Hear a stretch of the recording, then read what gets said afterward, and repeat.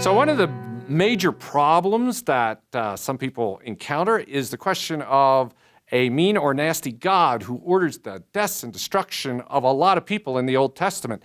And let's just look at some of those things. In fact, it's such a problem that Richard Dawkins, perhaps one of the most famous neo-atheists, has made a statement in which he said basically the God of the Old Testament is, and he uses all kinds of interesting adjectives, petty, unjust, vindictive, but genocidal is really one of the key ones. So does God commit genocide? Well, let's look at one or two examples. To begin with, let's look at the flood. That's at the very beginning of Genesis, at the very beginning of the Bible. And it looks as though, right, God just orders everybody to be destroyed except Noah. But if you actually read the text in chapter 6, we find out that the issue isn't the destruction of the human race, but the survival of humanity. God says in verse 13, I'm going to put all people to an end because the earth is filled with violence because of them. What does that mean, the violence? Well, if you read over that, you find out that humanity is busy destroying one another, that they are killing one another, and that if God didn't do something, the entire human race would wipe itself out because of its hatred and violence that is committing against one another. So rather than allow that to happen, God chooses a family of righteous people represented by Noah, whom he delivers through the flood. And while the rest of humanity is destroying itself and would have destroyed Noah, by preserving Noah, he allows one part of the human race to continue. After the flood, Noah gets off the ark, builds an altar, and the first commandment that God gives when he makes a covenant with them in Genesis 9:6 is, whoever sheds human blood will themselves be put to death. Now, that statement suggests that God values human life so much that there is no price that he will allow anyone to pay for the killing of another innocent human being except their own life. And so he tries to bring to an end this terrible cycle of violence.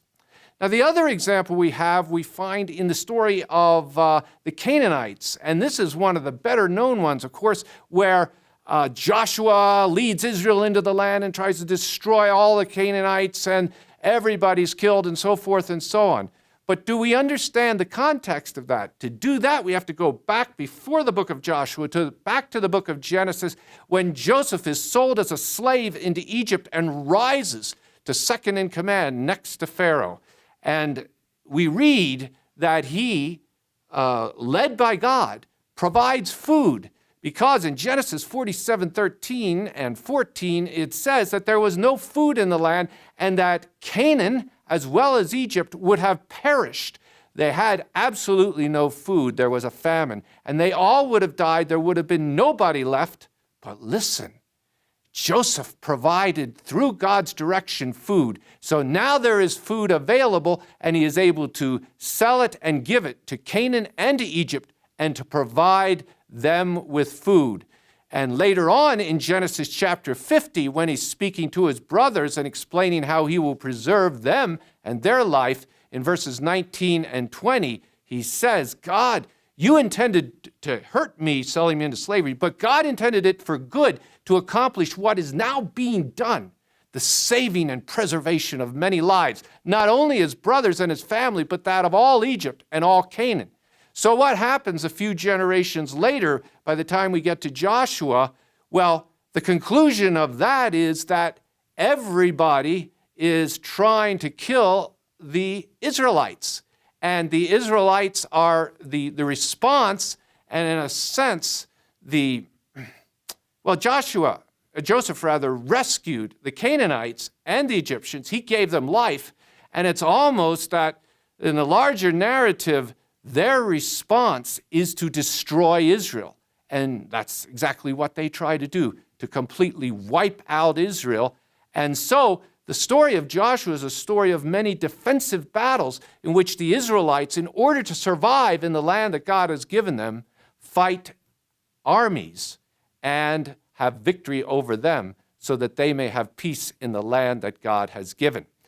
I just present these two big examples. There's a lot more to be said, but I hope you will see that a big part of this picture is to study the Bible and these texts in their original context, to study them carefully and to read them fully before making judgments about who God is and how he relates to his people.